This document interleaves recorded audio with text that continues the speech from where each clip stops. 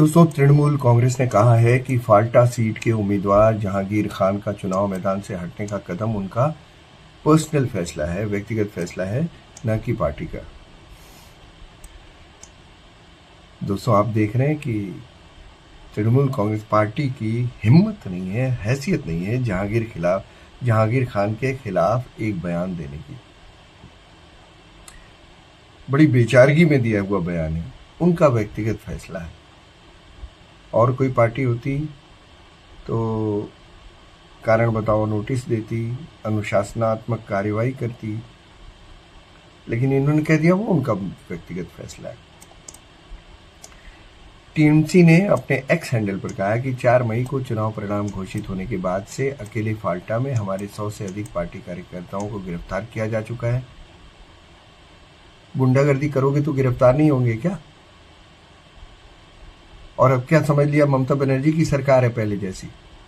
अब बीजेपी की सरकार है शुभेंदु अधिकारी की।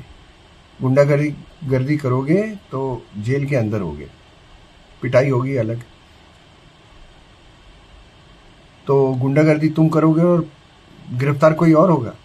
तुम्हारे कार्यकर्ताओं ने गुंडागर्दी की इसलिए गिरफ्तार हुए। अब लिखते हैं एक्स पर कि कई पार्टी कार्यालयों में तोड़फोड़ की गई है, उन्हें बंद कर दिया गया है और धमकी देकर जबरन कब्जा कर लिया गया। अरे कब्जा तो कांग्रेस के कितने दफ्तरों पर तुमने कर लिया था, बीजेपी के दफ्तरों पर कब्जा कर लिया था। अब उन लोगों ने आके वो ताले तोड़े और फिर से अपना कब्जा लिया। गजब है। असल में चुनाव में गड़बड़ी की शिकायत के बाद वेस्ट बंगाल में जो फाल्टा सीट है उसको फिर से चुनाव कराया जा रहा था। ये शिकायत मिली थी कि उसमें ईवीएम में जो बीजेपी का चिन्ह जहाँ पे होता था वहाँ पे टेप लगा दिया गया सारी ईवीएम्स में, जितने भी बूथ सेंटर थे। तो उन्होंने फिर से इलेक्शन करा लिया। फाल्टा में 21 मई को फिर से मतदान होगा। फाल्टा सीट डायमंड हार्बर लोकसभा क्षेत्र में आती है दरअसल, और इस सीट से टीएमसी के राष्ट्रीय महासचिव अभिषेक बनर्जी सांसद हैं, ममता बनर्जी के भतीजे हैं। नाक का सवाल था। तो टीएमसी ने कहा है कि बार बार शिकायतें मिलने के बावजूद चुनाव आयोग आंखें मूंद कर बैठा हुआ था। ये टीएमसी का कहना था।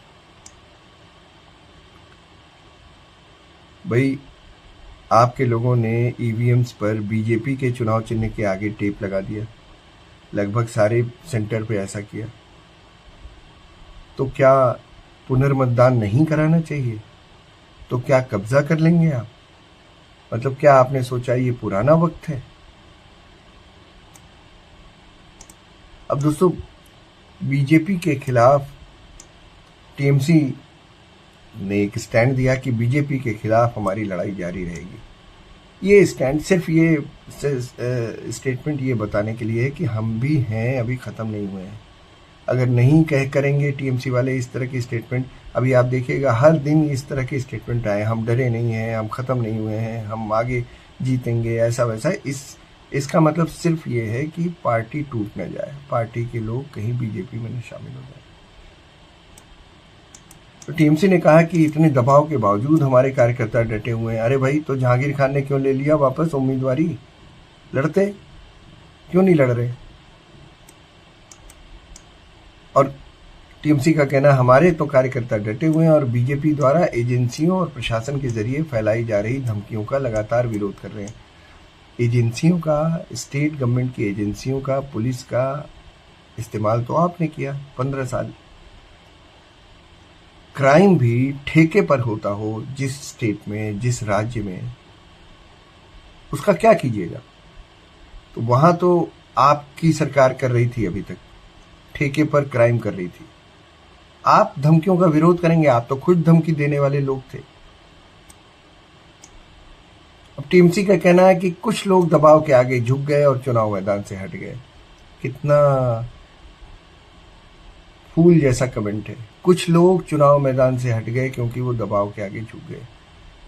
जहांगीर खान के लिए बोले, अरे भाई उसको कारण बताओ, नोटिस दो, उसको सस्पेंड करो, निकालो। लेकिन आपकी हैसियत नहीं है। जहांगीर खान चूंकि मुसलमान है, आपकी हैसियत नहीं है जहांगीर खान को निकालने की पार्टी से। क्योंकि अगर जहांगीर खान निकला तो उसके बहुत सारे समर्थक मुस्लिम जो है वो आपकी पार्टी से चले जाएंगे। और फिर आगे भी तो इलेक्शन होना 2029 का, 4 साल है। हिम्मत नहीं है टीएमसी की, अभिषेक बनर्जी की, ममता बनर्जी की कि सीधे आदेश दें कि ये किससे पूछ के उम्मीदवारी से हटा, निकालो इसे। हिम्मत नहीं है। हिम्मत नहीं है ये कहने की कि बीजेपी से इसने हाथ मिला लिया, हटाओ इसे। हिम्मत नहीं है। अब टीएमसी ने क्या कहा, अब ये भी एक स्टैंड है जो बहुत नॉर्मल सा स्टैंड है हर पार्टी हारने के बाद। पश्चिम बंगाल और दिल्ली दोनों जगह बांग्ला विरोधी भाजपा के खिलाफ हमारी लड़ाई जारी रहेगी। अरे बांग्ला विरोधी होता तो उसको कुर्सी पे क्यों बिठाते, शुभेंदु अधिकारी को। ये खत्म करो अब, पहले अपना संगठन सुधारो, अपने गुंडों को हटाओ वहां से, अगर आगे राजनीति करनी है तो, अदरवाइज राजनीति तो तुम्हारी खत्म। अब दोस्तों, जहांगीर खान के चुनाव मैदान से हटने को लेकर पश्चिम बंगाल के मुख्यमंत्री शुभेंदु अधिकारी ने क्या कहा। उन्होंने कहा कि भाई खान को कोई पोलिंग एजेंट मिल ही नहीं पाया और इस वजह से वो चुनाव से भाग गए। बात यह है कि जहांगीर खान को ये पता चल गया वो बुरी तरह हारेगा। अभी तक तो हारा नहीं है, तो इसलिए हट जाना ज्यादा बेहतर है। बुरी तरह हारने से बेहतर है कि आप मैदान ही छोड़ दीजिए और कह दीजिए कि मेरे खिलाफ मेरे कार्यकर्ताओं को काम नहीं करने दे रहे हैं, ऐसा है वैसा है, कोई भी कारण दे दीजिए।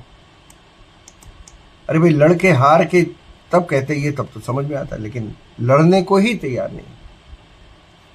शुभेंदु अधिकारी ने कहा कि उनके पास और कोई रास्ता नहीं था क्योंकि उन्हें कोई पोलिंग एजेंट ही नहीं मिल रहा था, इसलिए उन्होंने चुनाव से भाग जाने का फैसला किया। आप बिलीव कर सकते हैं, जिस आदमी के मुस्लिम समर्थक इतने हों अपने इलाके में, उसे कोई पोलिंग एजेंट ना मिले, कोई तो बात होगी। बीजेपी ने पीछे से हड़काया होगा या क्या किया होगा, वॉकओवर दे दो हमको, कुछ तो किया होगा ना। अब बीजेपी समर्थकों का दावा है कि शुभेंदु अधिकारी के नेतृत्व में बीजेपी की ओर से राज्य में सरकार बनाने के बाद कार्यकर्ताओं में जबरदस्त उत्साह है और फाल्टा में तो जीत मिलनी तय है। अब ये फाल्टा में अगर जीत मिलती है ना दोस्तों, तो क्या है पता है आपको, वो संसदीय सीट है अभिषेक बनर्जी की, तो ये उनके लिए डर की बात है।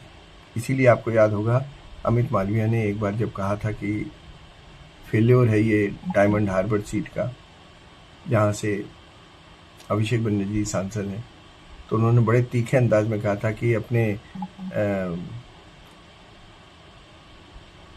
बाप दादाओं को बुला लो, जो सबसे बड़ा से बड़ा लीडर हो वो बुला लो दिल्ली से, देखते हैं कौन जीत पाता है। दिक्कतें टीएमसी की ओर बढ़ने वाली हैं दोस्तों, क्योंकि सीबीआई ने पश्चिम बंगाल के मुख्यमंत्री शुभेंदु अधिकारी के पीए चंद्रनाथ रथ की हत्या के मामले में मुख्य आरोपी राजकुमार सिंह को भी गिरफ्तार कर लिया है यूपी के मुजफ्फरनगर से। तो अब पुलिस कस्टडी मिलेगी, उसके बाद फिर कुछ निकलेगा, राज खुलेगा। और राज क्या खुलेगा आपको पता है। बहुत सारे लोग कह रहे हैं कि इसमें अभी मतलब कही जा रही हैं बातें, मैं नहीं कहता कि इसमें कोई, लोग कहते हैं कि इसमें अभिषेक बनर्जी का हाथ है, तो अगर हाथ होगा तो अभिषेक बनर्जी के लिए मुश्किल का वक्त तो है ही। तो बंगाल में अभी अगले एक हफ्ते में बहुत सारी तस्वीरें बदलेंगी और आप और हम दोनों देखेंगे कि कैसे कैसे लोगों ने, जैसे जहांगीर खान ने बिना बताए चुपचाप उम्मीदवारी वापस ले ली, ऐसे ही बहुत कुछ होगा जिस पर शुरू में आपको और हमको भरोसा नहीं होगा।